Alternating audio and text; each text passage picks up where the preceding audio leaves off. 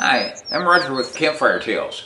I've spent my lifetime in the woods, on the water, under the stars, and I'd like to share some of my outdoor adventure stories with you. Most of them are true. Some, well, they could have been. They're the kind of stories that are really told around campfires. The kind that stick with you. The kind that teach you a thing or two about the outdoors. I hope you like them. And if you got a few of your own that you'd like to share, we'll save a spot by the campfire for you.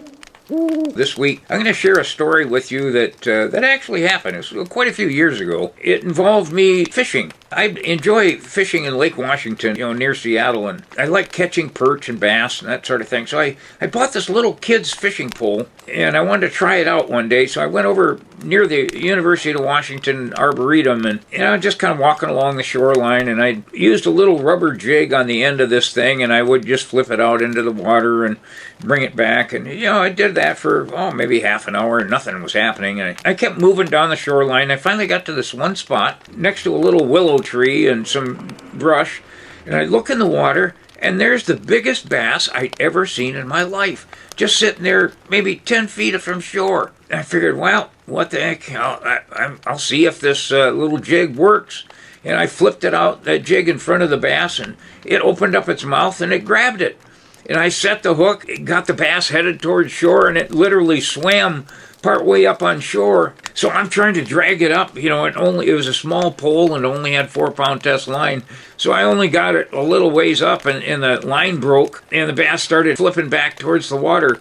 But I ran around the other side of it, and I got my feet there, and between it and the water, and I pushed it up on shore, and I finally grabbed the bass, and I had it. Man, that's the biggest bass I'd ever seen in my life. So I got a little stick and stuck it through the gills, and I'm starting to walk around the Arboretum, and I'm showing it off to people, and people will stop. Wow, that is a big, what kind of fish is it? And, that stuff. So I'm enjoying this, I'm kind of bragging a little bit and showing off. So I kind of run out of people in this one spot, so I move over to another area so other people can, just kind of say, oh, how big, look at how big that fish is, and what kind is it, and all that stuff. So after a while, I kind of ran out of people, but I remember there's a gal that I knew that lived pretty close to there. So I jumped in my car and went over to her house and banged on Jean's door, and she didn't answer.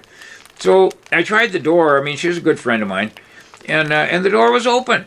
So I decided, well, what the heck, I think I'll go in and I know what I'll do. I think I might leave her this bass. So I went into the kitchen, I ran some water. She had a great big sink, double sink kind of thing. And so I ran water in the sink, and I put the bass in it, and I moved the bass a little bit, and God, it twitched. It was still alive.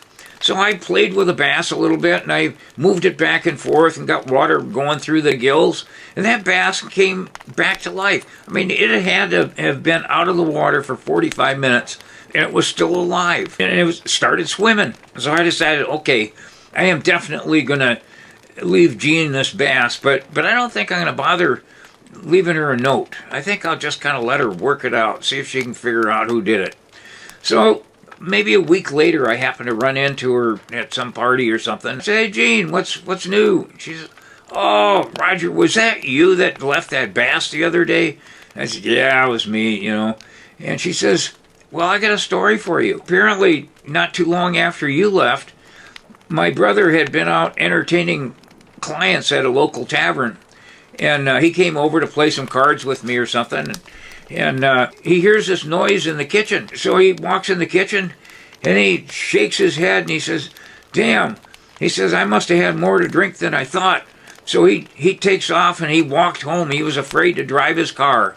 So anyway, that's the end of my big bass story. We hope that you enjoyed this week's telling of Campfire Tales.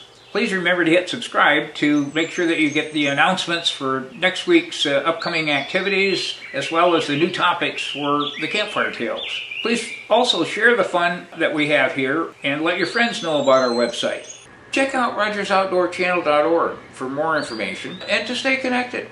If you like the outdoors, great to enjoy this site.